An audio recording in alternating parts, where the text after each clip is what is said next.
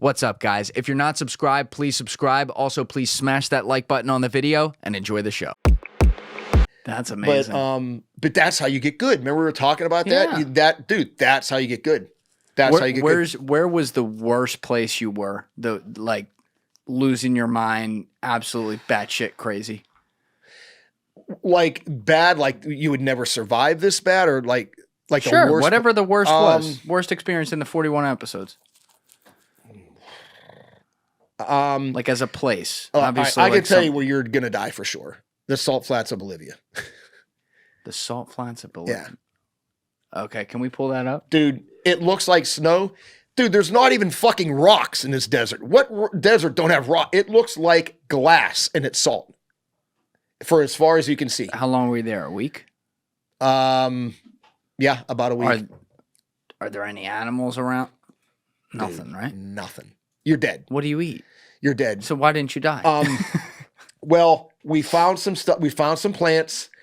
We got out of a bad area. Yeah, that's it right there. Ooh. Hello. Let's stick that third camera on, Les. Oh no, wait, that's not it. That's Dave Canterbury. That was a guy. But that's what it looks like. That's Cody. That's Bolivia? That's in the Baja. No, that's the Baja Desert. Mexico. But if you type in Bolivian salt flats, it's a very scary place, dude. There's nothing there. Nothing. It would be a god awful way to die. And I'll tell you another would be a god awful way to die in the ocean. Floating out in the ocean. You can't drink the water. Dude, can't drink the water. I think about that floating all the around time. at night with sharks around you. I would just I think what that would be a shitty way to go. I try to think about that scenario all the time, and you don't know till you're in it.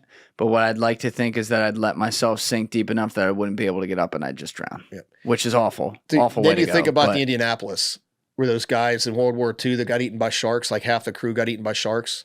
It was yeah, dude, the USS Indianapolis. What is this? Oh, dude, you don't know about that? Switch the camera.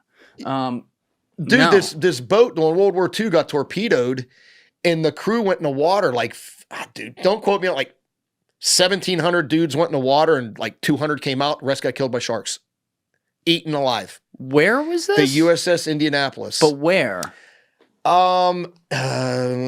Midway-ish. They were actually on their way to deliver.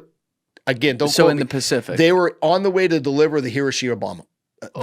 Yeah, and they got sunk. Or they were going to deliver it or coming back or some damn thing. And it's confirmed they were eaten by sharks. Dude, Google it. USS Indianapolis. Yeah. See if we can pull this up and read about this. Oh, my God, dude. But yeah, I think about that. Like, you're just floating out in the water. I think they're out in the water for like 4 or 5 days until... Yep, right there. All right, pull it, click the page. All right, let's see. First to arrive was an amphibious PBY-5A Catalina patrol plane flown by Lieutenant Commander Robert Adrian Marks. Marks and his flight crew spotted the survivors and dropped life rafts. One raft was destroyed by the drop, while others were too far away from the exhausted crew. Against standing orders not to land in open ocean, Marks took a vote of his crew and decided to land the aircraft in 12-foot swells. It was able to maneuver his craft to pick up... Oh, they got 56 survivors. But dude, go to the top and see how many people went in the water. Hold on. Space, let me just finish this spot. Space in the plane was limited, so Marks had men lashed to the wing with parachute cord. His actions rendered the aircraft unflyable. After nightfall, the destroyer escort USS Cecil J. Doyle, the first 7 of rescue ships, used its searchlight as a beacon and instilled hope in those still in the water. Cecil Doyle and 6 other ships picked up the remaining survivors. After the rescue, Mark's plane was sunk by Cecil Doyle as it could not be recovered. Many of the survivors were injured and all suffered from lack of food and water, leading to dehydration and hyponatremia. Some found rations such as Spam and crackers among the debris of the Indianapolis. Exposure to the elements was tough, yada, yada, yada. And shark attacks, which some killed themselves, while some killed themselves. Other survivors were found in various states of delirium, suffered from hallucinations. Only 316 of the 900 men set adrift after the sinking survived. 2 of the rescued survivors died in August 1945. Hundreds of sharks were drawn to the wreck by the noise of the explosion and the scent of blood in the water. After picking off the dead and the wounded, they began attacking survivors. The number of deaths attributed to sharks ranges from a few dozen to 150. Oh. And where do we have a map of where this exactly was, Alessi? If you scroll up. There, in between Guam and the Philippines. Yep. They were on their way. It was something to do with the bomb, the atomic bomb. They were, Whoa. what does it say? Sinking, rescue. Keep scrolling down just for real quick. Said something about the bomb. Keep scrolling down and down. Go up to the top. See if it's in the. Yeah. Go up. Oh, there it is. Transporting nuclear weapons. Yeah. Arriving at Pearl Harbor on 19 July. She raced on unaccompanied, delivering the atomic bomb components to Tinian on 26. I don't know if that's the same one. No, I think it's what it is. But it's the same boat. Indianapolis departed 16 July 1945 within hours of the Trinity test. Oh, she is the boat. Duh. Yeah. She set a speed record of 74 and a half hours from San Fran to Pearl Harbor, an average speed of 29. Well, it says 54 kilometers an hour, 33 miles an hour, arriving at Pearl Harbor. But it wiped them out, dude. Wiped them out. Wiped the crew nuts. out. How did it sink again? Got torpedoed By a Jap sub. Pretty sure that's what it was. I mean, yeah, sinking. I think they got torpedoed. Was struck on her starboard side by two, torpedoes. Yeah, they're Japanese torpedoes. Yeah, submarine. That sucks. Yeah, but anyway, dude, what a horrific way to go. Oh my God. I'm floating out in the water at night. I mean, I don't care who you are. I don't care, spec op guy, SEAL, MARSOC, Delta. Like, dude, floating out in the ocean at night. It's a pretty fucking shitty. You're in the food chain, dude. Oh, you know what I mean? Like, you could ask any guy. If they say it didn't bother them, I think they're lying. Whenever you see, like, you ever see like a great white on land flopping around, or just forget that, a basic fish on land flopping around? They're on our territory now. They're helpless. Yeah. Flip that around. Yeah. That's what you are in the ocean. Yeah. You're bait.